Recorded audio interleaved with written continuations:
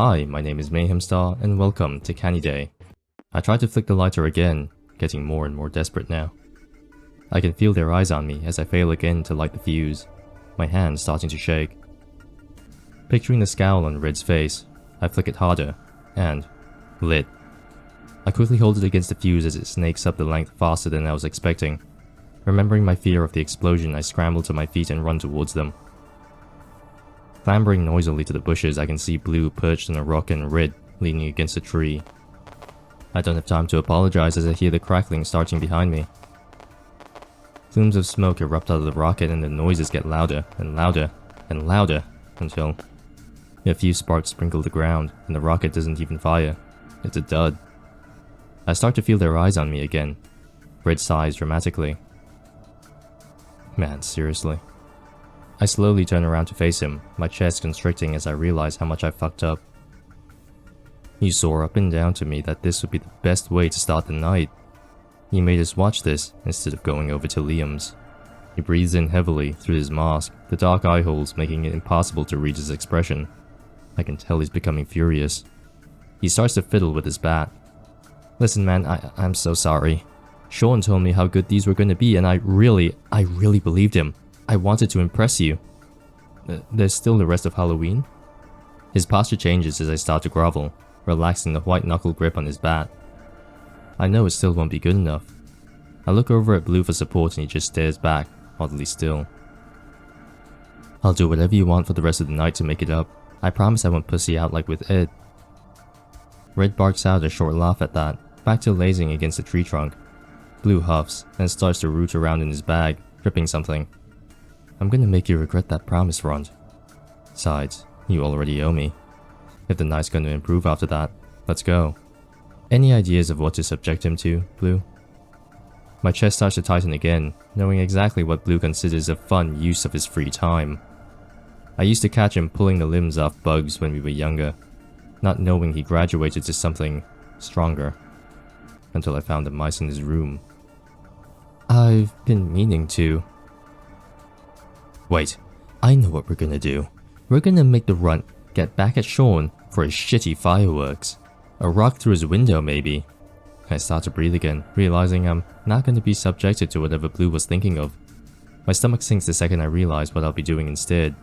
Oh, wait, I don't know if he deserves. You said anything to make it better, right? This is anything. Sean has deserved it ages before this. Remember when he stole Liam's bike and wouldn't admit it? A rock is getting off lightly. Red starts to saunter in the direction of Sean's house and I scramble up behind him. Feeling a prickling in my neck, I turn around and spot Blue stood still behind us. He's staring up at the moon, heavy in the sky. I look a little closer, then he seems to snap out of it and turn towards me. I scratch the skin under my thick mask, trying to focus on him. A funny feeling starts to form in the back of my mind, like we're somehow making eye contact underneath our masks, even though I can't make out his face. Hurry up, Jesus! Are you too scared of the dark or something? Blue looks back at the road, straightening up and beginning to amble towards us. I realize how long I've been frozen watching him, and scurry back in Red's direction. Red snickers at his own joke loudly, and I try to relax again. It feels like we've been walking for ages by the time we arrive on Sean Street, probably more like 10 minutes. The dread in the pit of my stomach is only strengthened over the walk. Every trick-or-treater we walk by makes me feel worse. A family passes me, and I suddenly realize how public this is gonna be, on a day where everyone is outside. The dread solidifies further. In contrast, Red whistles cheerily next to me, the shaggy wolf's head he's wearing muffling it into an ominous tune. Blue stalks behind us, breathing heavily. It sounds like somehow he's finished running a marathon. Red jauntily raises his bat up to the house, like some kind of circus ringleader. Well, here we are. Looks empty, so try not to shit yourself. He turns around suddenly, surveying the nearby houses, spotting something he likes. He wanders over to a crumbling brick wall across the street. He kicks harshly at it, all the brick showering across the path. Reaching down, he dislodges a large chunk. Here you are, Runt. With that big a target, you shouldn't be able to miss. Yeah, alright, well, can one of you guys watch out for trick-or-treaters? You sure there's nobody here? You scared of kids, man? Jesus, just throw the fucking thing. Get his bedroom window, if you can manage it. I want him to know. I don't know about this. Why don't we just... You said you would do anything, and you will, or tonight is gonna get much worse. Yeah, but if you have to ruin it, I'll make you regret it. He's stalking towards me, waving his bat madly. I feel like I'm speaking to an alien. He's a dick, sure, but now he's more like a man possessed. I step back, feeling myself start to hyperventilate. A large shape appears next to his bat, gripping it firmly enough that his waving stops instantly. I realize it's Blue as Red lets out a snarl in surprise. Get the fuck off me, man. He tries to whirl on him, but an inhuman roar rips through the night atmosphere. Red nearly drops the brake clutch in his other hand. I realize that it come from Blue. Hey, whoa, alright. Just throw the goddamn thing, okay? It's like he's been sedated. Blue releases the bat and Red's arms flop lazily down to his side. Blue looks at me and nods. Okay, I'm doing it. I'll throw. There's a rush of bile in my throat and I look away, incapable of processing whatever I'd just seen. Unthinking, I raise the brick, breathe in, and throw. The glass shatters, pouring into the bedroom. Abruptly, I realize I can breathe again and take deep gulps of the night air. Red jumps up, hooting enthusiastically at the destruction. Click. Shit. Let's go. I take off sprinting down the road, footsteps pounding behind me. My lungs start to burn, but I keep pushing until the world around me starts to get blurrier. I can feel my heart beating out of my chest, deafening me. Finally, I stumble up against the house and stop to rest. God. Oh, what's so funny, man? Jesus, can't believe he was there. God, that makes up for the firework. But what if... We're wearing masks. Relax. Red's attempted comfort does not make me feel better. I feel like the world is closing in on me. Can you imagine the look on his face? Probably woke him up from a fucking nap. Jesus. That or he was wanking in the dark. That sets him off into further peals of laughter, clutching his chest. Slowly the world around me starts to right itself again. That's a new best from you. Blue's looking down at me, his whole body curled up against the wall but somehow still towering over. Yeah, that definitely beats stealing a pint from the pub. Red punches me in the shoulder and I start to laugh with him, admittedly pretty amused by the idea of Sean's reaction. God. My turn to be compensated for the fireworks? I peer up at Blue, suddenly remembering what had just happened between him and Red, and what I had promised. My heart drops. Why not? Let's see if we can really make him braver, right? It feels like Red doesn't even remember what had truly just transpired between them, back to working together to torment me. Maybe we can do something more Halloween-y now, right? I have something in mind. I take a deep breath, suddenly regretting it as I notice a putrid smell wafting in the breeze. I recoil slightly, then try to conceal my reaction as I realize the scent is coming from Blue. He's not the kind of person who normally smells, well, good. But this is a lot even for him. He reaches into his bag and pulls out a small shoebox. It's colored and torn. The smell gets considerably worse as he holds it out towards me. It smells sweet, in the most sickening possible sense. I resist the urge to gag as I picture whatever could be inside. Red reaches over, trying to grab the box from his hands, but Blue quickly moves it out from his reach. It smells worse than when my cousin left a plate of rotting eggs in my room. You can't open it. It's not for you. Red shifts onto his back foot before turning away slightly. Actually, I think you'll appreciate this when you know the recipient. Red reclines his head back in Blue's direction, encouraging him to keep speaking. I made it for Jack. Red stops shifting around and suddenly goes completely still. I can't believe this is being brought up. He used to be a good friend of Red's and was dating Red's sister, but from what I know, the relationship got pretty fucked up. I've also gotten the sense that he's a terrifying guy. God, seriously? We're having revenge tonight, and he deserves it. You know it.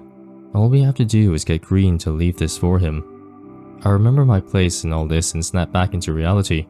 I really don't want to be involved in one of Blue's schemes. The way he's acting, he's making me feel like I'm going to be starring in some crime documentary a year from now. Red clearly notices he's lost control of the knight, and I can see him trying to rally himself in my peripheral vision. Well, I won't say no to that. He deserves it. I'll make this one less useless, for sure. He slaps me on the shoulder, but his enthusiasm rings completely hollow. It's not hard to see his heart isn't in it.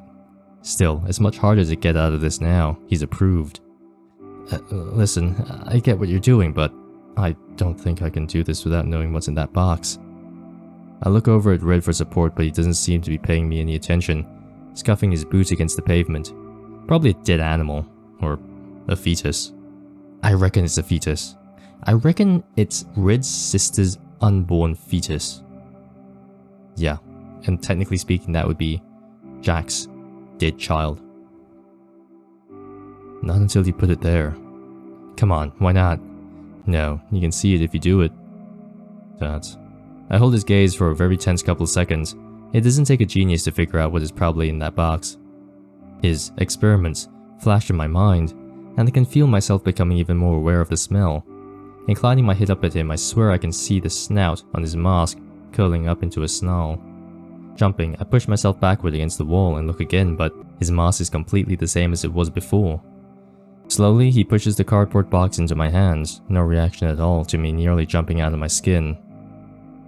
He swivels on his foot and starts striding off down the street, Red reproachfully following behind. He's hunched over more, boots striking loudly as he walks. You get the impression he had just woken up, if it wasn't for his bat. Even in the darkness, I could see him gripping it tightly, the vein on his arms prominent from the force.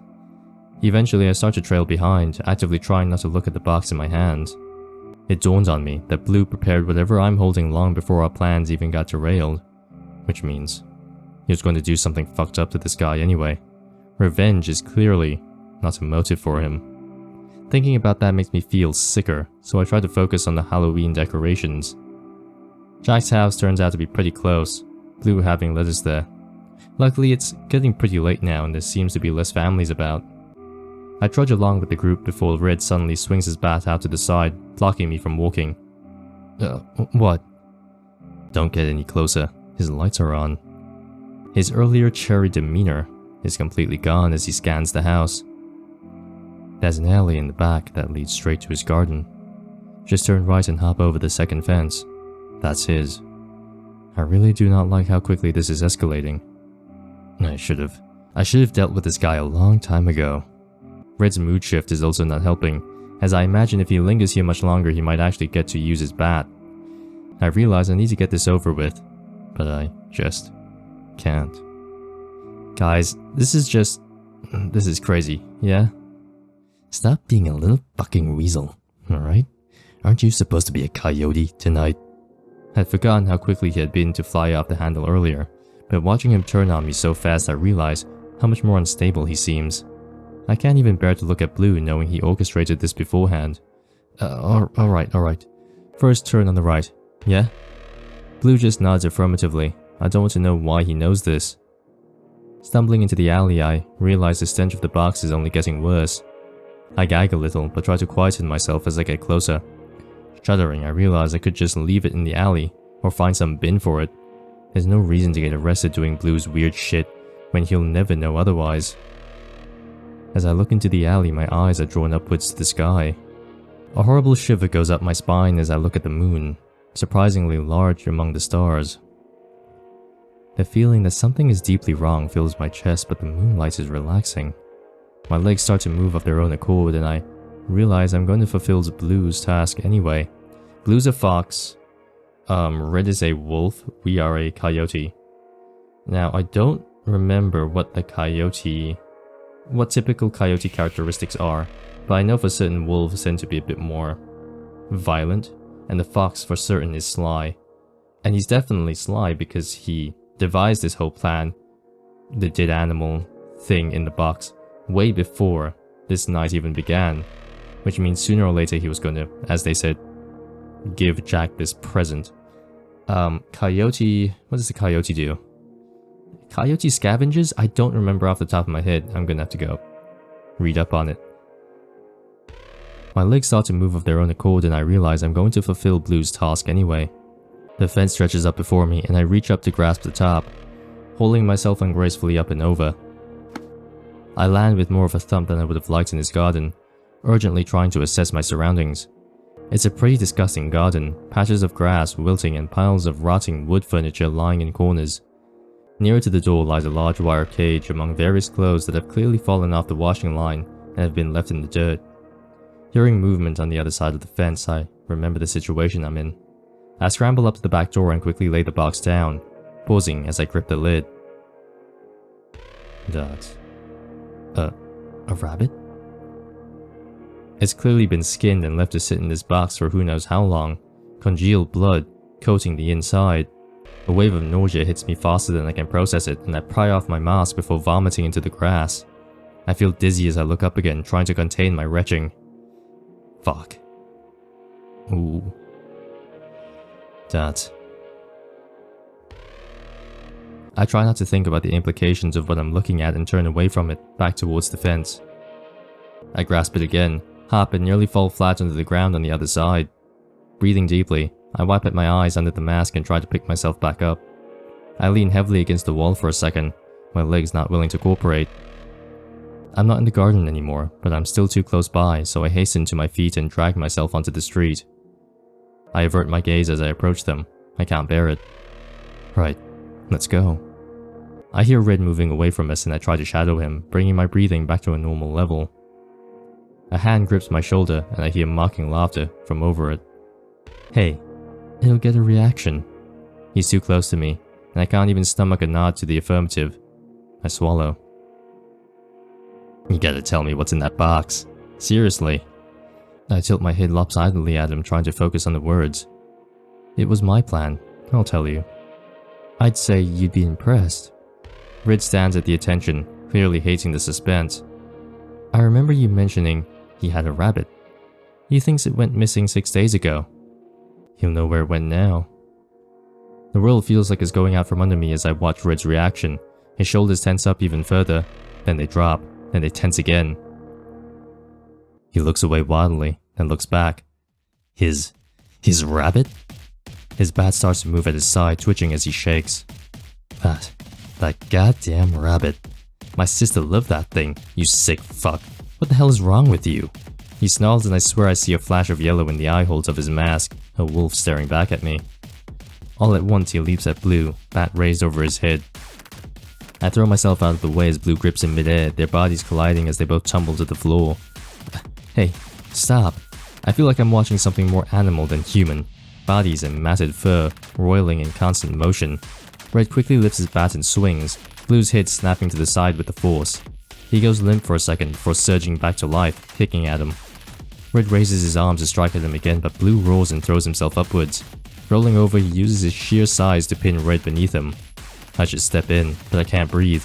He grips Red's mask, slamming his head into the pavement with incredible brutality, again, and again, and again. Holy shit. I'm helping you, you idiot. Have you done anything to him this whole time? Get your own revenge. The light goes out of Red's eyes, the formerly primal energy seeming to dissolve instantly. They look almost comical in the background. Two men in Halloween masks wrestling each other in the grass. I can't believe how different it seemed just a second before. Blue gets off of him, wiping at the grass stains on his trousers like he's been mildly inconvenienced. I can't move. She loved that thing. Red lays there limply for a second before climbing roughly to his feet and steadying himself. I'm gonna go get a drink. I need a beer. Just stay here. He turns to me, holding my gaze for what feels like an eternity. He starts to limp away from us, but speeds up the further he gets until he's running full speed around the corner. I realize how he's left me, alone with him. I turn away from Blue, trying to process everything that just happened. The moon is unnaturally large in the sky, hanging ominously over us. I stare at it, trying to imagine it as some kind of cosmic parade I could escape to. As I gaze at it, my vision starts to fuzz at the corners. I feel like I can see Red's bat, raised upwards as he gets ready to strike. I see Blue in his experiments, mice rotting in their cage. I feel an overwhelming pressure building up in my chest, a rage filling me up and threatening to spill over. Every time Red has screamed at me, every time I've seen Blue perform some sick stunt, everything I've seen tonight. Staring at the milky surface of the moon, I see all the violence I could inflict back on them. All the pain. The second I look away from the moon, the cacophony inside my head grows quiet, but an incredible yearning to look back blossoms in its place. Blue is looking up at the same view. Blue. I'm not really thinking as I speak, a strange confidence coming over me. What? Let him be a crybaby for the night.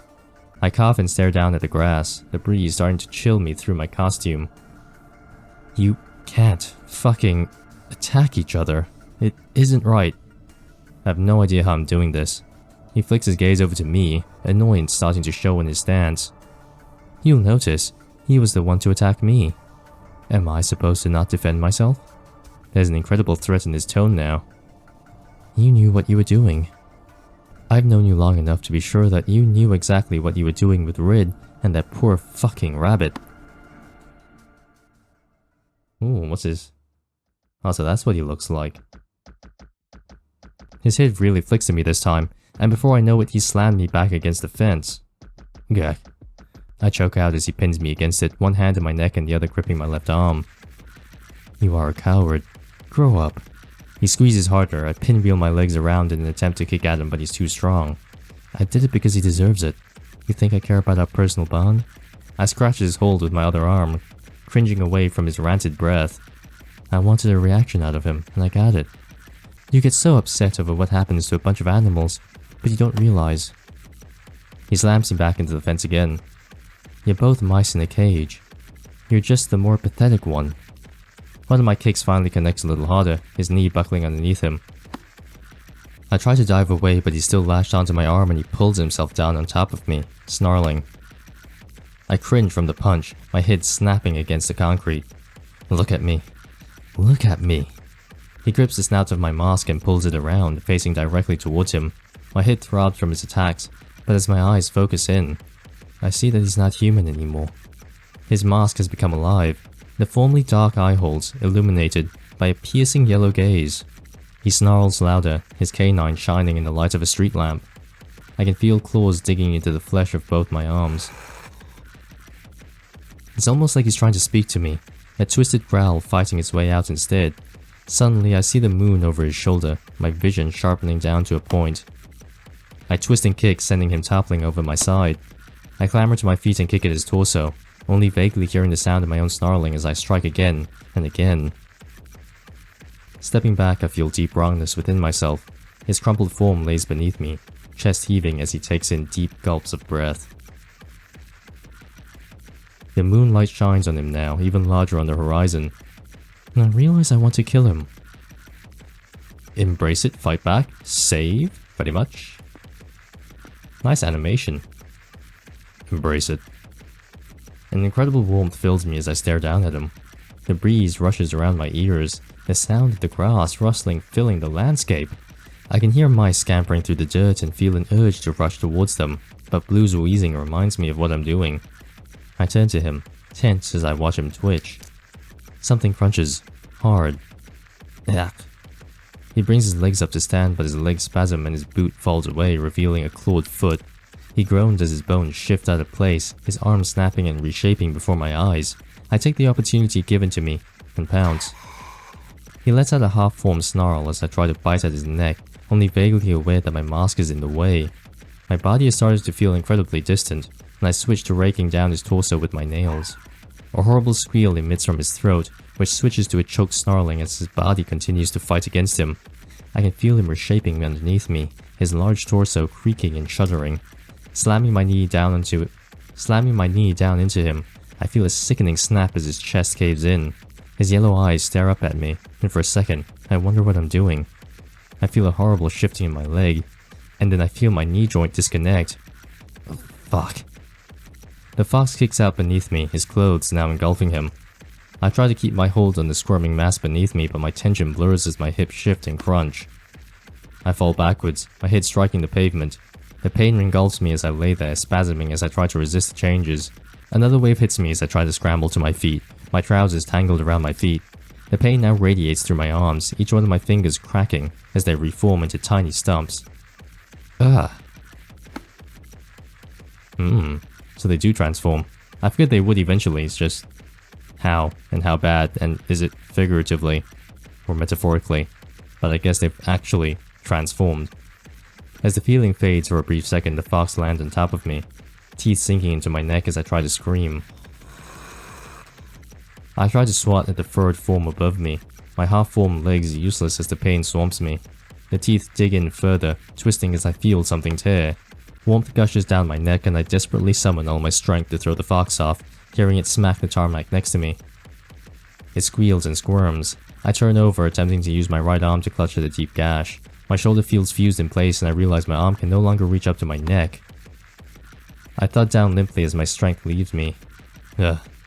I hear claws scrambling next to me, knowing I can't fight back. His hand should be green, not blue. I uselessly curl in on myself and try to use my malformed body to defend my head. Struggling to breathe, the overwhelming urge to rip at my throat engulfs me. I feel my flesh give way to teeth and claws, pinpricks of fire erupting across my body. My throat is raw from screaming. Nausea fills my chest as I realize my head is reshaping, my jaw lengthening and snapping into place. My gums burn as large canines pierce their surface. A deep itch covers my whole body. I nearly choke on my own tongue as I try to shut my mouth, but my mask growing completely suffocating. I can barely register the creature above me, the world starting to go dark as everything swarms me.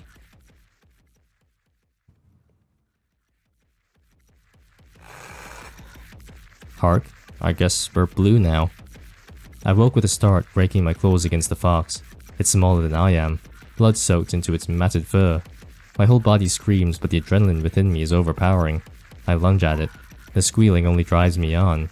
I swipe at its face, clawing lines from its ear down to its eye. It stumbles back from me and I push, biting down against its pathetic form.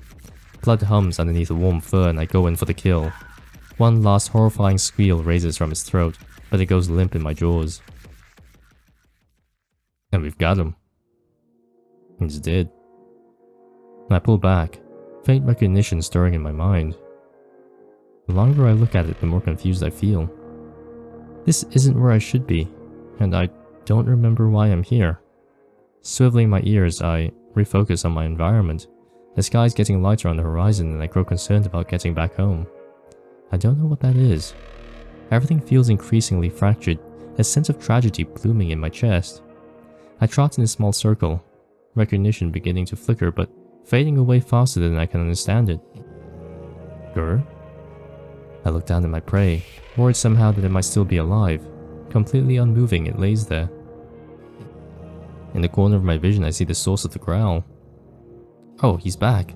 A large wolf stands in the distance, teeth bared and glinting. Tragedy turns to horror and the horrible recognition only grows. The moonlight shines down on it, wet blood coating its snout. It stalks towards me, faster now. I have no time to think. I run. I know I can't outrun it, but everything in my body is screaming at me to try. The pounding behind me is only getting louder. Run. The world smears past me in streaks of light, labyrinthian streets yawning out at me. It's getting closer. Run. I don't know where I'm going, but I feel purpose. Something in me is desperately trying to break free. It is almost upon me now. Run, run, run, run, run, run, run, run, run, run, run, run, run. There you go. Colliding heavily with me, it sends me flying across the grass. I dodge the snarling jaws over me and scamper to the side. Teeth come down on my back leg and a sickening crunch rings out. I scream, choking on my own saliva. The slavering jaws are on me, tearing into the wound. I swipe out, feeling my claws pierce one of the wolf's eyes. Liquid runs over my paw. It retreats, stumbling over its own paws as blood spurts from its face. I clamber upwards, forgetting the extent of my injury. A deep snap and the feeling of wrongness radiates through my body, and I fall heavily back down to the floor. I can't feel my leg. I realize all at once that I'm not getting away. The wolf stalks back towards me, a deep growl rumbling in its chest. I brace myself, knowing that It rips into my neck, my mangled throat coming apart instantly. Instead of pain, numbness begins to fill my body. I try to raise a hand up to stop the flow, but I have no hand to stop it. A pool of warmth blossoms beneath me, my body tingling as it does. It feels much nicer than the chill of the wind. My head flops down on its own and I realize I can't lift it back up. I look at the house in front of me.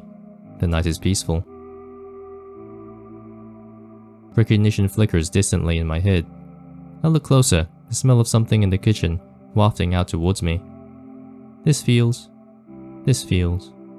I know where I am. This is home. My claws scrambled once or twice in the grass as I tried desperately to stand. This.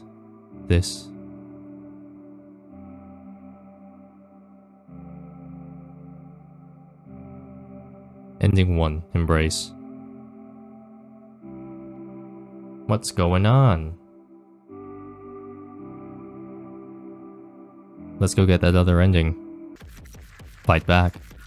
I resist the boiling anger rising within me, reaching up and grasping my mask. I feel hot and claustrophobic, wanting out of this stupid costume as quickly as possible. A hissing noise fills my head, growing louder as I dig my fingers into the greasy fabric. It grows in volume and I can feel my legs starting to shake. I pull, and fresh air pours in. The glow of the moon no longer seems inviting but revolting.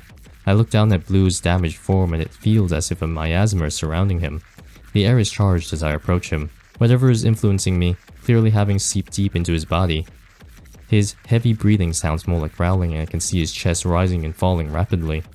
I don't know whether to run or wait or to try to help him. I've seen him be fucking cruel, but I've never imagined he would attack one of us. As I crouch there, he starts to change.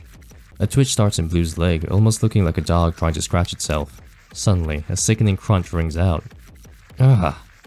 I fall back and scrape my hands against the tarmac as he starts wildly twisting around. The screaming coming from him is like nothing I've ever heard and there are horrible deep crunches emanating within it. As he kicks his leg out, his boot comes flying off, revealing a clawed foot. A deep sickness forms in my gut and I crawl over, trying to pin the lower half of his body. I'm not sure what I'm even trying to achieve, but the horror in my stomach spurs me on. He catches me with a claw as I fail again to grasp him at the knee, his form smaller than I expected. Something crunches again, louder this time. If I couldn't hear his body, I would have thought he was having a seizure. This is clearly much worse than that. I finally pin his lower body, something in his torso shuddering as I do. I look up to see him clawing at his mask, inhuman hands tearing into himself. All at once, it hits me. The mask. He keeps thrashing, no indication that he can hear at all. I realize I need to get it off of him, and fast, before his body deforms further. I reach over trying to grasp at his head, but he twists it back and forth ceaselessly. I gasp as his fist connects with my abdomen, feeling winded as I try not to fall off of him. As something snaps beneath me, I surge upwards, hands reaching wildly. Reaching. And... God. I grasp the snout of the mask and pull up, twisting. There's more resistance than I expected, and he bucks me off with another kick. Still, I keep my hold on it, and pull harder. The fabric emanates warmth and I try not to think of the implications as I rip and hear a tear.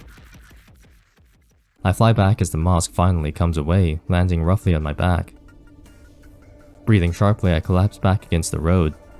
Ha, ha, ha. Holy shit. Dots.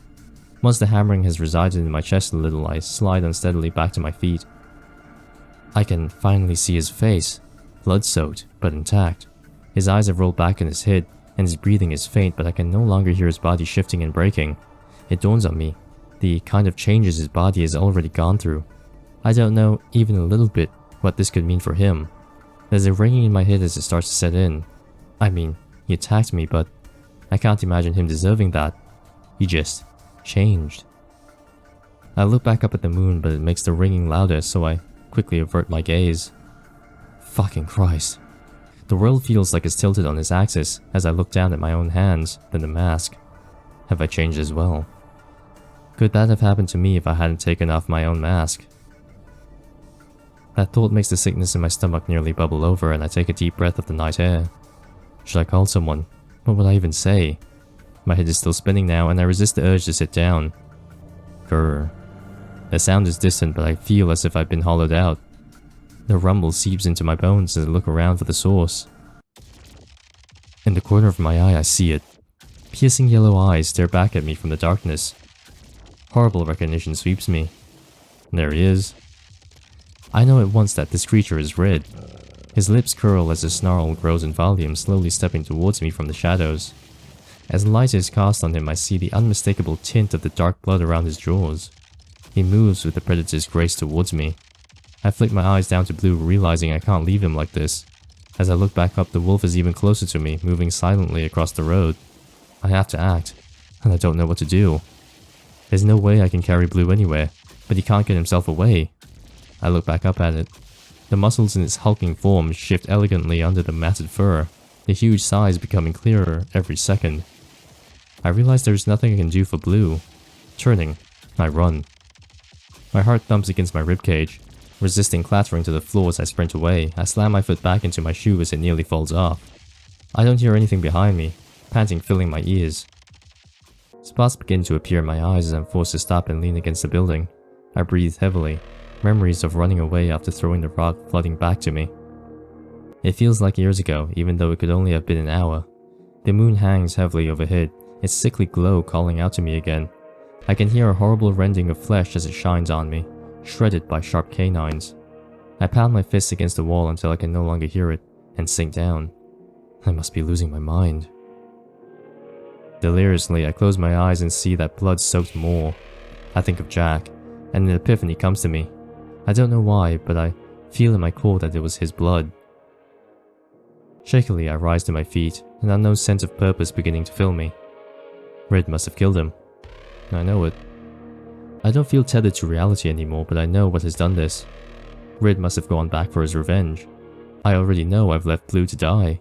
If I had just not done this sick prank, or not fucked up the night in the first place, maybe none of this would have happened.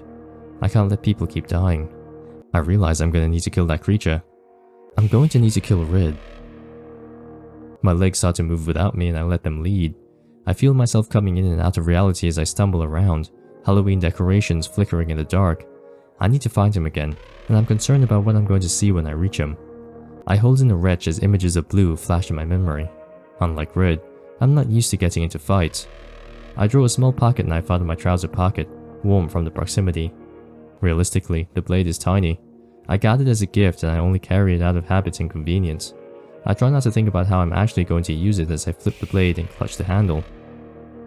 Slowly I stagger back onto the street with Blue. I quickly avert my eyes as a large bloodied form catches my attention. I know exactly who it belongs to. I hold in a retch as I half walk, half run past it, seeing no sign of the wolf around. Oh, they got Blue. I start breathing again as I enter the alley nearby, almost pitch black in the darkness. Eventually I realize I've nearly worked my way back to the field where our night began, and quicken my pace back towards it. My shoes crunch in the dewy grass and I briefly hope I don't step in any dog shit. Why would you even have that sentence? You don't need that sentence. Whatever. The thought seems ridiculous considering the circumstances and I let out a slightly unhinged laugh. Fair. Okay, I see the sentence now. The bushes rustle to my side and I look over. I see the yellow of his eyes first. The predatory form stalks outwards from the tree line, canines glinting. I realize how hard I'm shaking as I see it drop some kind of fleshy mass from its jaws. A childish scream rings out and I twist to see a kid in the ghost costume, churning and running down the street. Sweets fly from their plastic pumpkin basket as they sprint out of view. Shit. I turn around, seeing the wolf now significantly closer, maybe 3 meters away. I'm thankful it didn't chase after the kid. In a weird way, it seems to have jolted me out of my paralysis. I sprint forward.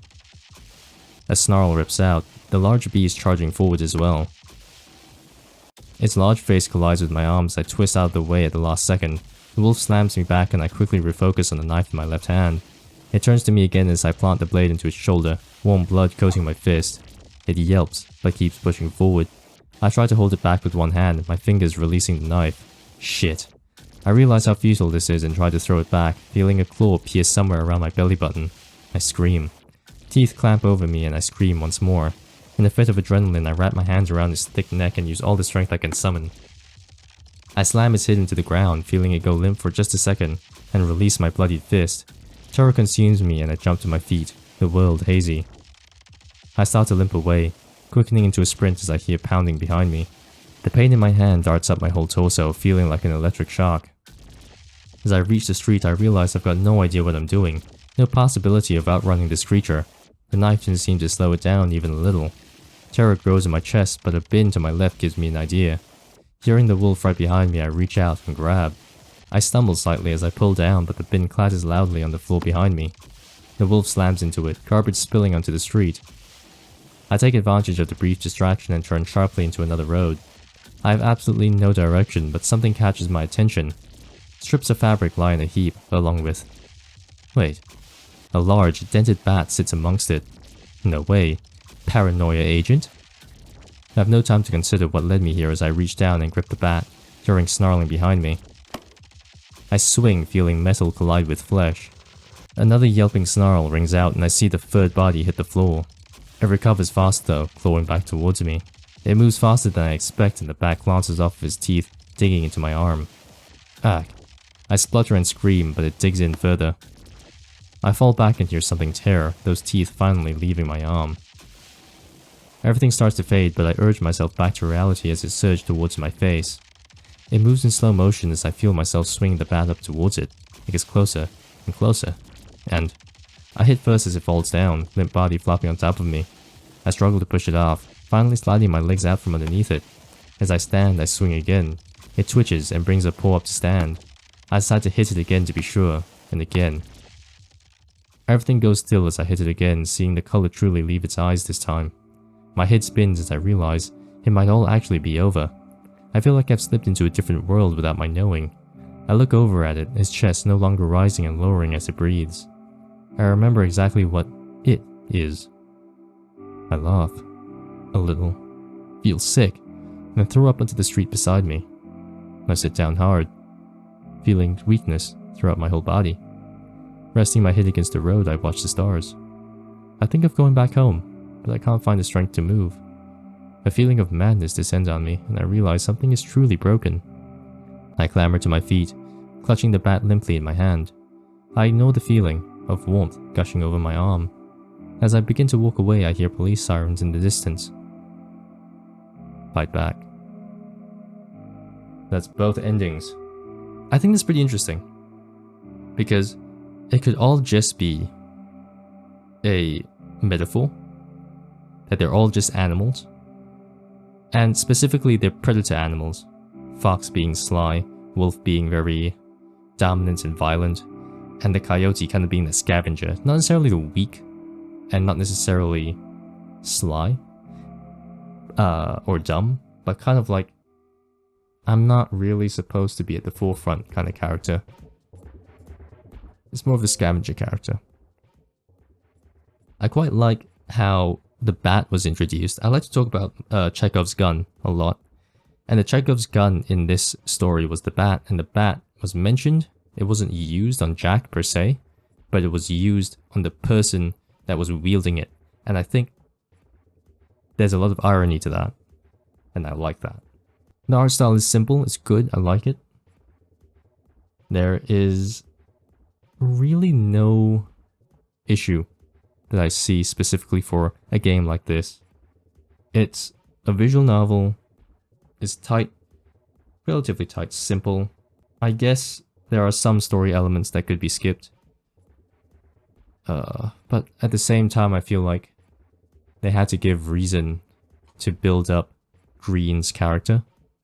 And so they would take their time going around to Jack's house and get him to blow up fireworks, and they would have to show off Red's character and Blue's character as well. So Red would rather the destructive method of throwing a brick through someone's wall, throwing a brick through someone's window, and Blue would much rather the, deliver a very sinister package. So it kind of takes that opportunity to build up those characters. I see no real issue, to be perfectly honest. My name's Mayhemstar, and I'll see you next time. Bye-bye. Bye.